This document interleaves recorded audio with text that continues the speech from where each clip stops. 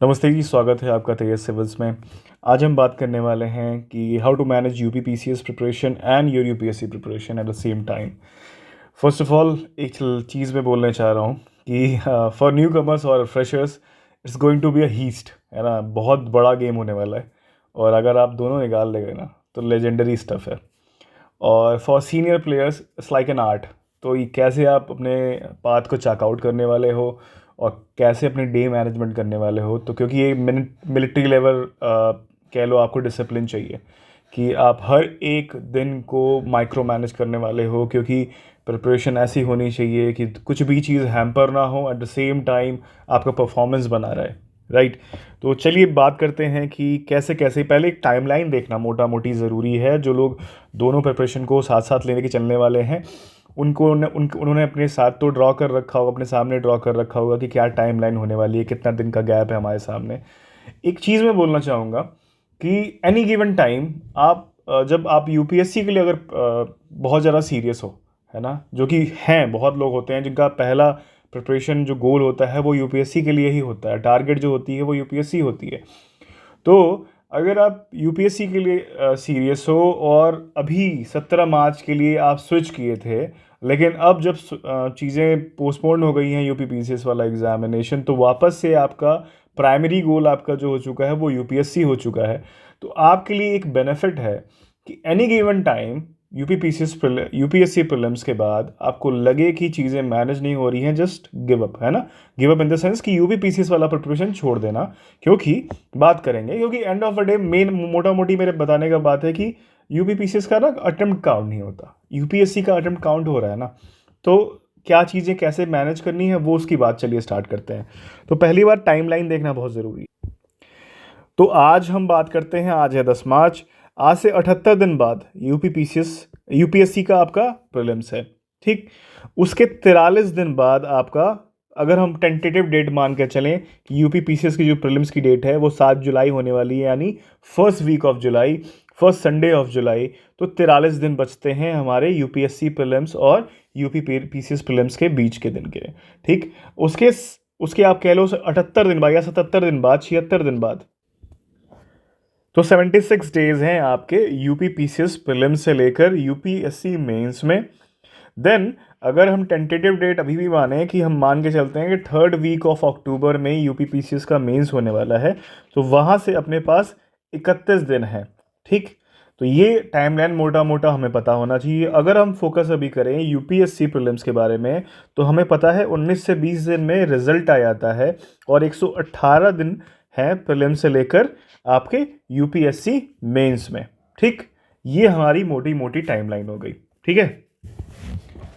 Now considering the fact कि आप 17 मार्च वाले पेपर के लिए अच्छे से पढ़ रहे थे, आपने घटना चक्र पढ़ रखी है, आपने फैक्चुअल चीज़ों को क्रैम कर रखा है, और अब जब चीज़ें पोस्टपोन हो गई हैं तो आप एक शेड्यूल थोड़ा सा प्लान करना चाह रहे हो, कैसे कैसे क्या हो। एक कुछ लोगों ने प्लान कर रखा होगा, कुछ लोग क्या होता है कि देखना चाहते हैं सामने वाला क्या बताना चाहता है।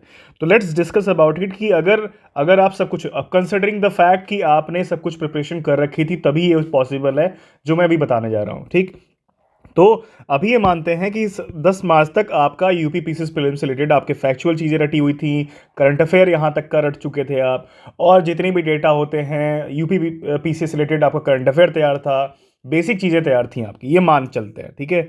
अब क्या है कि अगर आप प्रो प्लेयर यानी 1-2 अटेम्प्ट दे चुके हो, तो अगले कुछ दिन क्या होता है कि अगर मैं 60 डेज का टेन्योर मानूं यहाँ से कि 60 days are enough for a senior player, और जिसने 1-2 बार प्रीलिम्स निकाल रखा है उसके लिए एनफ है, अपने टेस्ट सीरीज को लगाते हुए, अपने बेसिक फैक्ट्स को रिवाइज करते हुए, क्योंकि कुछ कुछ चीज़ें तो आपने यूपी पीसीएस प्रीलिम्स के लिए पढ़ रखी थी, ठीक है।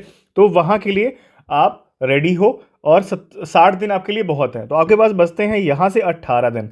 यहाँ से 18 दिन, अगर अभी तक आपने यूपी पीसीएस का कोई भी अटेम्प्ट नहीं दिया था और प्लान कर रहे थे, क्योंकि सीट ज़्यादा आने वाली हैं, कह सकते हो कि जो एक्सपोजर है वो भी अच्छा हो गया है, ओवरऑल डेवलपमेंट अच्छा है यूपी में, तो अगले 18 दिन, ठीक है, ये आपको पेपर 5 या 6 दोनों में से कोई एक पकड़ना है। और अगर आप प्रो रीडर हो, अगर ये आपकी रीडिंग देख करनी है मुझे, किसी तरह एक रीडिंग तो निकाल दे जाऊं मैं, तो ये भी रख लो कि आप कोई एक मटेरियल पकड़ के रीडिंग करके ख़त्म कर दो इसको अगले 18 दिन में। और आपके लिए कोई बड़ी बात नहीं है, क्योंकि आप ऑलरेडी इस लेवल में पहुंच चुके हो रीडिंग करने के और चीज़ों ग्रैप्स करने के, क्योंकि आप 17 मार्च का फोकस में थे। आप 17 मार्च आपके फोकस में था, तो ये आप रीड कर सकते हो। आप फर्स्ट रीडिंग निकाल सकते हो पेपर 5 पेपर 6 की। अगेन आई एम रिपीटिंग कि कोई भी एक मटेरियल पकड़ना है। अगर आप अच्छा मटेरियल की बात करो तो मैं सबको 2 नाम बता रहा हूँ, हो सकता है कोई और मटेरियल आपके लिए अच्छा हो। तो मेरे हिसाब से ध्येय आईएएस का जो 2 किताबें आ रखी हैं वो आप उसको ले सकते हो, या फिर एक एडिशनल जो डॉक्यूमेंट मुझे मैं रिकमेंड कर रहा हूँ वो है टेस्ट वर्ल्ड का मटेरियल। तो क्योंकि उसमें सारी चीज़ें मोटा मोटी कवर है। ठीक है, ये चीज़ें हो गई आज के दिन में। अब बचे 60 दिन में आप आराम से टारगेट करो प्रीलिम्स को, टेस्ट पेपर्स लगाओ, अपने ओरिएंटेशन को चेंज करो। ओरिएंटेशन मतलब आप कैसे चीज़ों को एलिमिनेशन मेथड पे जाते हो, क्या कौन कौन सी कंसेप्चुअल क्लैरिटी चाहिए आपको कौन कौन सी चीज़ों की।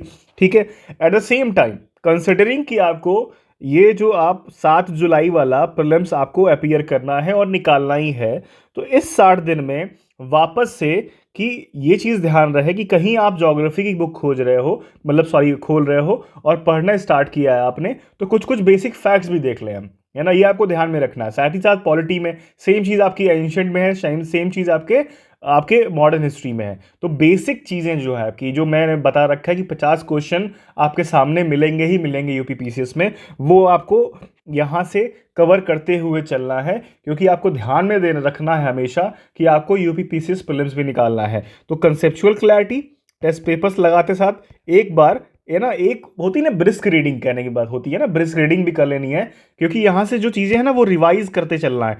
जो यहाँ तक आप पढ़ते हुए आए थे उसको यहाँ पे रिवाइज करते हुए चलना है। ठीक, अब यहाँ पे हम ये चीज़ समझ चुके हैं, क्योंकि यहाँ पे बहुत कुछ चीज़ें नहीं होने वाली है। जैसे करंट अफेयर नहीं होने वाला है, जो यहाँ का साइंस आता है वो यूपीएससी में नहीं आता, यूपी पीसीएस का साइंस यूपीएससी में नहीं आता, हमें मिसलेनियस डेटा नहीं आता। इन्वायरमेंट एक चीज़ आती है, जो बेसिक फैक्ट्स होते हैं वो आते हैं यूपी पीसीएस में। यहाँ पे थोड़ा सा इवॉल्व होता है, फ्लोरा एंड फौना से रिलेटेड क्वेश्चन थोड़े से इवॉल्व होते हैं, लोकेशन बेस्ड क्वेश्चन होते हैं, और भी ढेर सारे बेस्ड क्वेश्चन होते हैं। तो कंसेप्चुअल क्लैरिटी चाहिए होता है, तो बेसिक फैक्ट्स हम पिक कर सकते हैं इन्वायरमेंट में भी, लेकिन आधा पेपर कम से कम यहाँ से पढ़ सकते हैं अगर हम यूपी पीसीएस को ध्यान में रखते हुए चल रहे हैं। तो यूपीएससी की प्रिपरेशन, प्रीलिम्स के प्रिपरेशन के टाइम पे भी हम इसको निकाल सकते हैं वहाँ से। अब आते हैं कट्टू 26 मई को। 26 मई को आपने अपना प्रीलिम्स दिया, कंसिडरिंग द फैक्ट कि आपने नेक्स्ट डे अपने मार्क्स जोड़ लिए हैं और ये एश्योर हो चुके हो कि आपका प्रीलिम्स क्लियर हो रहा है। नाउ नेक्स्ट 20 डेज तब भी डायलमा बना रहता है हमेशा कि कट ऑफ क्या जाने वाला है क्या नहीं जाने वाला। तो नेक्स्ट 20 डेज में आपका ये काम है कि आप अपने ऑप्शनल रिवाइज करो, अपना पेपर 4 रिवाइज करो, और बेसिक नोट्स जो भी होते हैं, जो भी अप्रोच होती है, स्टैंडर्ड अप्रोच होती है, वो अपना आप फॉलो करने वाले हो कि ऑप्शनल पेपर 1 या पे कोई भी एक पेपर ऑप्शनल का बहुत अच्छे से रिवाइज कर लिया। पेपर 4 के जो नोट्स होते हैं, एग्जाम्पल्स होते हैं, आपका स्टैंडर्ड डेफिनेशंस होती हैं, उसको आप याद करोगे, कुछ कुछ रिवाइज करोगे। ठीक है, 20वें दिन जब आपको ये कंफर्म हो जाए कि आपका क्लैरिटी हो जाए कि आपका एग्जाम निकल रहा है, तो यहाँ से आपको मैंने जब जैसे बता रखा था कि 43 दिन है आपके पास, 43 डेज हैं यूपी पीसीएस प्रीलिम्स से यूपीएससी प्रीलिम्स के बीच में। ठीक है, तो कंसिडरिंग द फैक्ट कि ये 17 मार्च के लिए जो प्रिपेयर कर रहे थे वो आपने अच्छे से पढ़ा था, और कंसिडरिंग द फैक्ट कि 26 मई से पहले जो 2 महीना आपने अपनी यूपी पीसीएस प्रीलिम्स में दिया हुआ, यूपीएससी प्रीलिम्स में दिया हुआ है, माफ़ कीजिए सिमिलर वर्ड्स हैं तो कभी कभी उल्टा निकल जा रहा है, तो उसके बीच में आपने बेसिक सब्जेक्ट्स को बहुत अच्छे से ध्यान में दिया था। तो आपको दोबारा कुछ नहीं पढ़ना यहाँ पे, बेसिक सब्जेक्ट्स का कुछ कुछ जो फैक्चुअल रीडिंग होती है, नोट्स होते हैं अपने कटना चक्र वाले, उसको रिवाइज करोगे। तो यहाँ पे आपको हार्डली 20 दिन का टाइम मिल रहा है आपको। ठीक है, 20 दिन में आपको जो बीच का बचा हुआ करंट अफेयर हो गया, ठीक है, यहाँ से मतलब जब से 17 मार्च तक से स्टार्ट लेकर अभी आप कह लो कि 7 जुलाई है, तो मिड जून तक का करंट अफेयर, घटना चक्र का कोई मैगजीन आएगा, दिनों रात पढ़ के आपको रट्टा मारना है, थोड़ा सा साइंस रिवाइज करना है, और जो फैक्ट्स ज़्यादा कुछ चेंज नहीं होने वाला है ना आपका बजट चेंज होने वाला है जो आ रखा है, हो सकता है उस समय तक फुल टाइम बजट आ जाए, तो हो सकता है एडिशनल सेंट्रल बजट ऐड हो जाए, लेकिन बाकी यूपी बजट नहीं चेंज होगा, मिसलेनियस फैक्ट्स नहीं चेंज होंगे, जो आपने साइंस रट रखा था वो नहीं चेंज होगा, है ना। तो ये चीज़ें आपको यहाँ पे स्टैग्नेंट रहने वाली हैं, तो ये चीज़ें यहाँ पे स्टैग्नेंट रहने वाली हैं। तो 7 जुलाई को आपने ये चीज़ करके टारगेट कर ली, ठीक है। और कंसिडरिंग द फैक्ट कि आप बहुत अच्छा कर रहे हो, क्योंकि यहाँ से लेकर ना 7 मार्च से लेकर 7 जुलाई को, सारी 10 मार्च से लेकर 7 जुलाई तक इनफैक्ट आप मोटा मोटी करंट अफेयर या सॉरी प्रीलिम्स मोड में ही होने वाले हो, चाहे वो यूपीएससी के लिए होगे, फिर थोड़ा सा आप बीच में ट्रांजिशन लोगे अपना मेन सब्जेक्ट पढ़ने के लिए, वो ऑप्शनल होगा आपका, थोड़ा सा रीओरिएंटेशन करना पड़ेगा ऑप्शनल के लिए, अपने अप्रोच चेंज करना पड़ेगा, पढ़ाई के लिए फैक्ट्स रखने पड़ेंगे, थिंकर्स रखने पढ़ेंगे, कई स्टडीज़ रखनी पड़ेंगी, अलग अलग चीज़ें रखनी पड़ेंगी। तो आपको पढ़ के वहाँ पे हो सकता है आप कुछ कुछ आंसर लिखने की आंसर राइटिंग प्रैक्टिस भी करो, तो उसके साथ आपका चलता रहेगा। तो हो सकता है कि हाफ हाफ डिवाइड करो, आप 6 घंटे प्रीलिम्स के लिए, 2 यूपीपीसीएस प्रीलिम्स के लिए, और 6 घंटे या 7 घंटे आप देने वाले हो अपने मेंस की प्रिपरेशन के लिए। तो ये दिन ऐसे ही चलेगा, ठीक। फिर आप यहाँ पे चांसेस हैं कि आप यूपीपीसीएस प्रीलिम्स दे के आए और अपने क्लियर कर रहे हो। यहाँ पे आपको अपना यूपीपीसीएस का चीज़ें भूल जानी है, क्योंकि यहाँ से यहाँ तक अब जो 76 डेज में होने वाला है वो सारी चीज़ें कॉमन है। 1 2 3 4 जो पेपर है आपका यूपीपीसीएस प्रीलिम्स का और यूपीएससी का सिलेबस वो सेम होने वाला है।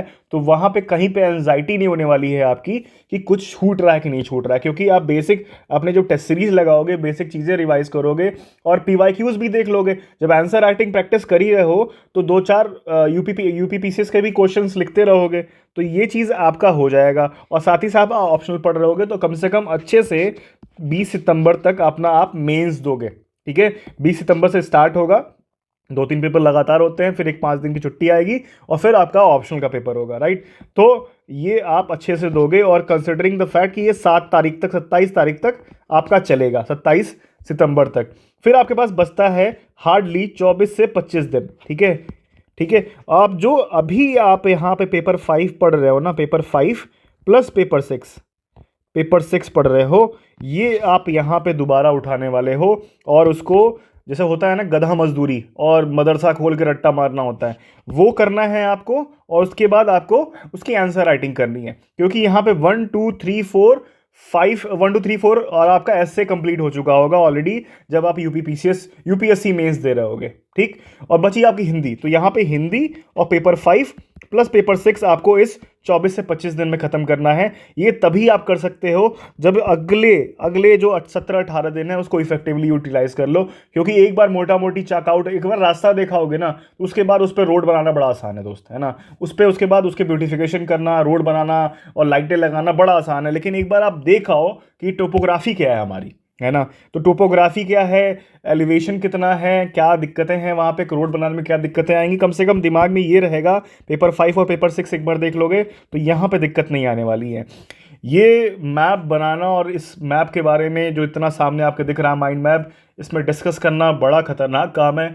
बहुत ही टाइट लाइन पे चलने की कोशिश की है मैंने, होपफुली ये थोड़ा सा हेल्प करे आपको। लेकिन मैं फिर से कहने वाला हूँ, it's going to be a heist for a newcomer और अ फ्रेशर, लेकिन it's going to be an art for a pro player मतलब 1-2 एक और 2 मेंस लिख चुके हैं जो, या फिर प्रीलिम्स अच्छे से दिया हुआ है और उसके लिए प्रीलिम्स उतनी बड़ी इशू नहीं होने वाला, थोड़ा इंप्रूवमेंट किया हुआ है। तो ये चीज़ें, और आपने considering the fact, one more fact है ना, कि अक्टूबर से दिसंबर तक का जो टाइम था उसमें आपने अपने साथ बहुत ही न्याय किया है, अपने प्रिपरेशन के साथ बहुत ही जस्टिस कर रखे हैं आप। तो फिर ये जर्नी बड़े मज़ेदार होने वाली है। तो होपफुली, है ना, एक बार मैं मिटा के फिर से दिखाता हूँ आपको क्या। तो ये है आपका मोटा मोटी आपका माइंड मैप, ये आपका है, आपका चेकआउट प्लान है, ठीक है, रोड मैप है आपका।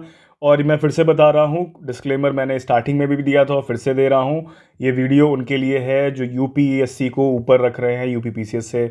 अगर आप यूपीपीसीएस को भी मतलब मेन आप यूपीपीसीएस है और आप कोशिश कर रहे हो कि आपके पास हो सकता है अटेम्प्ट ज़्यादा हो और आप कह रहे हो कि यूपीएससी भी दे देंगे इस बीच में, तो कोई इशू नहीं है, वो आपका प्लान है।